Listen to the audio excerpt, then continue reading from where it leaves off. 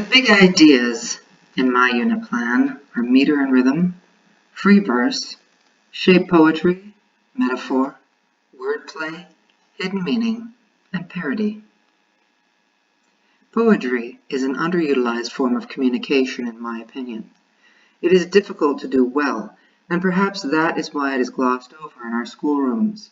But poetry has power in a beautifully concise way. Somewhere in middle or high school, poetry should be studied in depth to further educate students in the manipulation of language. These points give an overall understanding of poetry as an introductory unit for middle schoolers. Learning to identify meaning not directly mentioned in written works gives students a deeper understanding to the meaning behind the intent of the author. Studying poetry teaches that skill, showing students how to read between the lines and gather information indirectly included in the writing. These skills enables middle schoolers to dissect writing and language and choose correct words for communication. The use of Bloom's breakdown organizes lessons in units. Teachers can depend on thorough coverage of information by following his plan. This list shows the order in which this 5-day unit will traverse Bloom's taxonomy. Using each level of Bloom's taxonomy delivers a well-rounded education. 3 formative assessments and 2 summative assessments will give students plenty of opportunity to succeed, and using literary resources in physical and electronic form expands student access to great works. The students will have chances to work alone, with shoulder partners, in groups, and as a class. This first take-home assignment asks only 2 questions, reminiscent of an exit ticket, simple and similar. The poem is an iambic tetrameter and shows the attitudes of a pessimist and an optimist. This second take-home assignment is a little more involved, but over the week more information will be covered each day. I feel the students will have sufficient information to mull over these questions and supply some good insight.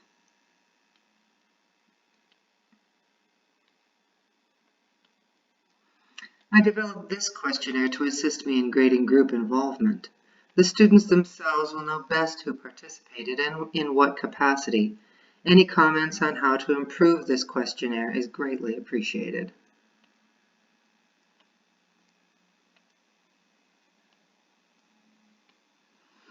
The words on the left bank are ones more commonly used today, so studying and testing on these words is appropriate.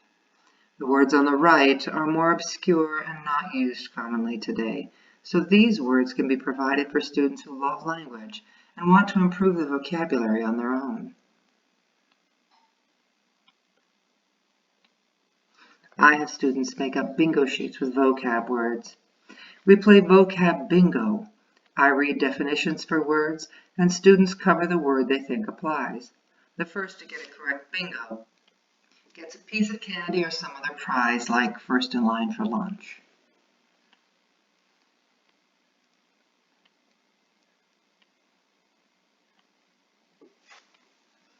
For students who love learning, enjoy English, or discover a passion for poetry, these ideas extend their learning and give them ways to expand their knowledge even further. It is truly exciting when a child asks for more. They can also be used for extra credit. Remediation for those who struggle is necessary for all students to succeed. Retakes for vocabulary quiz, extra credits mentioned in the previous slide, and a separate test offered this sometimes necessary opportunity.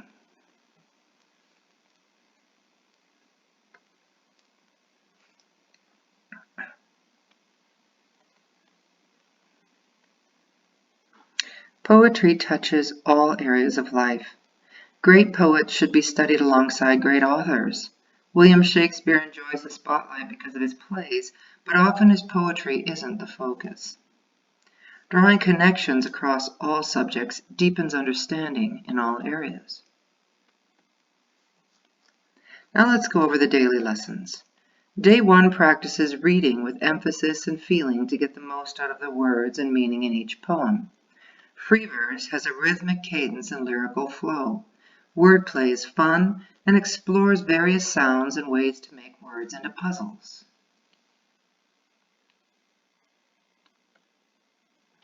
Day 2 studies meter and rhythm in the most basic forms. 4 fun, famous poems have been chosen to illustrate this difficult concept. I've chosen the most common form of meter and rhythm for students to study in their groups.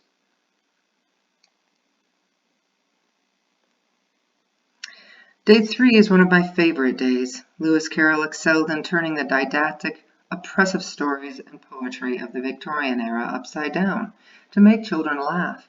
He empowered children and delighted them by putting them in charge. Day 4 identifies words used to personify inanimate and non-human organisms. Review of personification leads into metaphorical writing, where the concept is reversed.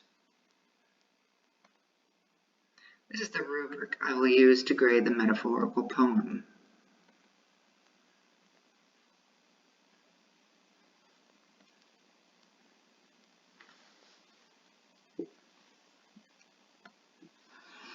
Day 5 dives into the multiple meanings and complexity poetry provides at its finest. Students will learn to look into the depths of life and death and how each of these affects people differently.